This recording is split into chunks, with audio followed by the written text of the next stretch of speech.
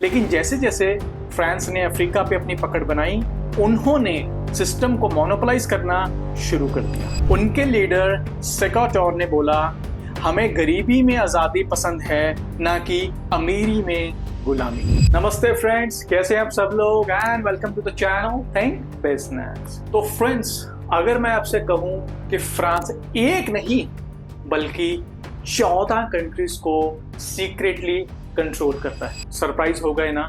आइए जानते हैं कैसे। ये जो आप अपनी स्क्रीन पे देखने वाले हैं, ये है बैंक नोट एक सेनेका का, और ये दूसरा बैंक नोट है कॉन्गो का। देखने में तो एकदम अलग, पर दोनों एक ही स्कीम के पार्ट हैं। एक ऐसी स्कीम जो इन दोनों करेंसीज को यूरो से पैक करती है और जिसका रेट डिसाइड होता है फ्रेंच ट्रेजरी के थ्रू। ये जो इशू है, ये फ्रांस की पॉलिसी मेकिंग का एक टॉप लेवल एग्जांपल है, CFA फ्रैंक। इस करेंसी सिस्टम के थ्रू फ्रांस 14 देशों की मॉनेटरी सोवरेनिटी कंट्रोल करता है, जो मिलके करीब 200 मिलियन लोगों का घर है। इन देशों में आते हैं Benin, Burkina Faso, Cameroon, Chad, Congo, Equatorial Guinea, Gabon, Guinea Bissau, Ivory Coast, Mali, Niger, Senegal, Togo और सेंट्रल अफ्रीकन रिपब्लिक। अब ये नेशंस यूनाइटेड नेशंस में तो अपनी सीट रखते हैं, फ्लैग भी वेव करते हैं, पर असली कंट्रोल फ्रांस के हाथ में। इंपीरियलिज्म पहले टैंक्स के थ्रू स्प्रेड होता था, आज बैंक्स के थ्रू स्प्रेड होता है। दुनिया में कोई भी पैसा बना सकता है, असली स्ट्रगल है उस पैसा को दूसरे लोगों से एक्सेप्ट करवाना। प्री कॉलोनियल अफ्रीका में लोगों ने कॉरी शेल्स को करेंसी की तरह यूज किया। ये इतने कॉमन हो गए थे कि 1800s तक इनका एक official exchange rate French currency के साथ था।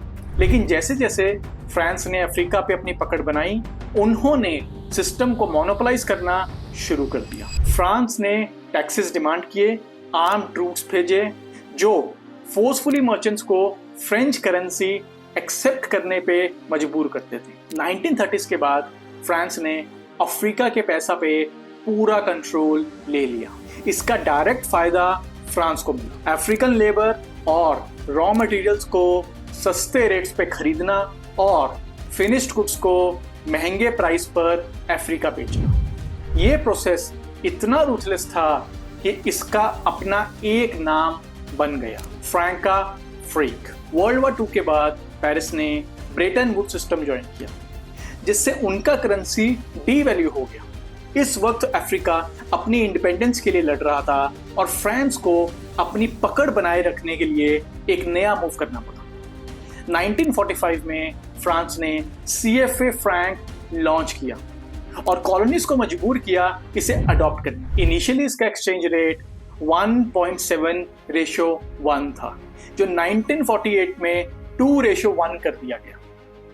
ये फ्रांस के लिए एक एडवांटेज था। ओवरवैल्यूड CFA फ्रैंक के चलते अफ्रीकन एक्सपोर्ट्स मार्केट में compete नहीं कर सकते थे और फ्रांस ने अफ्रीका का पैसा एक्सप्लॉइट करना कंटिन्यू रखा। 1958 तक फ्रांस ने एक नया तरीका निकाल लिया अपने कंट्रोल को मेंटेन करने के लिए। लोकल अफ्रीकन लीडर्स को पावर दी गई जो फ्रांस के साइड में काम करें। सिर्फ गिनी ने इस डील को रिजेक्ट किया। उनके लीडर सेकाटोर ने बोला, हमें गरीबी में आजादी पसंद है, ना कि अमीरी में गुलामी।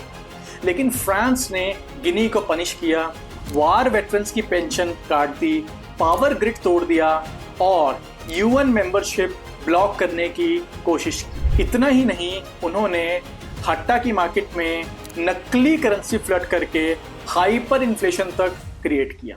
गिनी रिकवर तो कभी नहीं कर पाया, पर फ्रांस का प्लान फेल हो गया।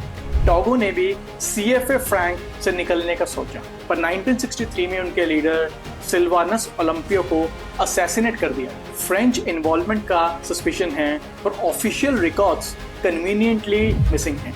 1970s तक CFA फ्रैंक को 2 करेंसीज में स्प्लिट कर दिया गया, एक वेस्टर्न अफ्रीकन कंट्रीज के लिए और दूसरा सेंट्रल अफ्रीकन कंट्रीज के लिए। सेंट्रल बैंक्स भी अफ्रीका शिफ्ट हो, पर असली पावर अब भी फ्रांस के हाथ में ही थी।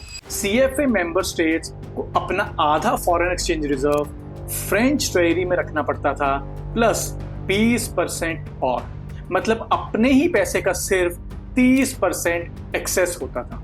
और फॉरेन एक्सचेंज कन्वर्जन भी फ्रांस के ट्रेजरी के थ्रू ही होने थे। यानी फ्रांस को अफ्रीकन पैसे अपने प्रॉफिट के लिए यूज करने की पूरी फ्रीडम। फ्रांस के ट्रेजरी को कभी भी ऑडिट नहीं किया जाता था और किसी को नहीं पता कि इन पैसों का क्या किया जाता है। इस वजह से फ्रेंच बिजनेसेस अफ्रीका में जमकर फायदा उठाने लगे। टोटल एनर्जीज, अरेवा, विंची जैसे बड़े फ्रेंच कंपनीज वहां रिसोर्सेस कंट्रोल करने लगे। यूरेनियम से लेकर ऑयल और आयरन ऑर तक सब कुछ फ्रांस के हाथ में था।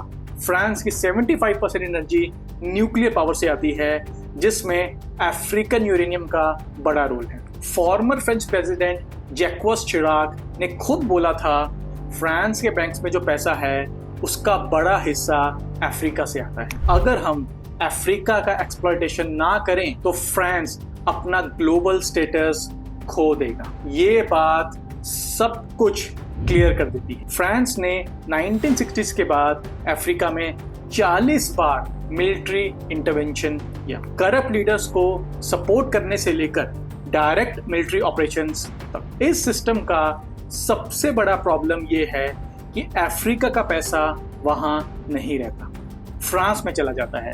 1970 से 2010 के बीच आइवरी कोस्ट ने $40 बिलियन की कैपिटल लूज की, जो अगर वहां इन्वेस्ट होती तो प्रॉपर्टी 10% हर साल कम हो सकती थी। गैबॉन और कैमरून में भी ऐसे ही ट्रेंड्स हैं। CFA फ्रैंक के डिफेंडर्स ये बोलते हैं कि इस सिस्टम का फायदा है स्टेबिलिटी, पर इकोनॉमिक डेटा तो कुछ और ही बोलता है। आइवरी कोस्ट का इन्फ्लेशन 6% है, पर घाना का 29%, लेकिन घाना में पॉवर्टी 13% है, जबकि आइवरी कोस्ट में 30%। मतलब CFA मेंबर्स और भी अफ्रीकन नेशन से पीछे हैं ग्रोथ वाइज। बट चीजें अब बदल रही हैं, क्योंकि CFA मेंबर्स इस सिस्टम का अल्टरनेटिव ढूंढ रहे हैं। एक प्रपोजल ये है कि रीजनल करेंसी ब्लॉक बनाया जाए जो फ्रांस से बिल्कुल इंडिपेंडेंट हो। नाइजीरिया को सेंटर बनाकर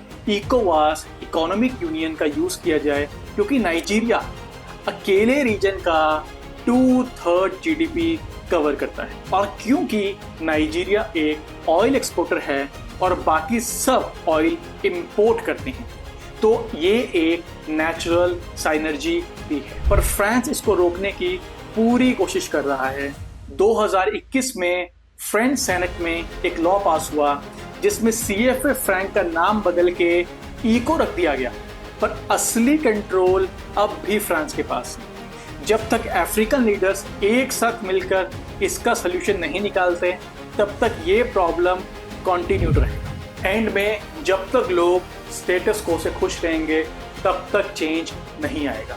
पर अल्टीमेटली ये सिस्टम उम्मीद है कि बदलेगा और 200 मिलियन लोगों को अपनी इकोनॉमिक फ्रीडम भी मिलेगी, और तब 200 मिलियन लोगों को मॉनेटरी फ्रीडम ट्रू सेंस में मिलेगी। आप हमें बताएं, आपको फ्रांस का ये currency manipulation system to control African countries कैसा लगता है? Is it good, is it bad, and what do you feel about it? Thanks for watching the video. Do like, share and subscribe. Thank you.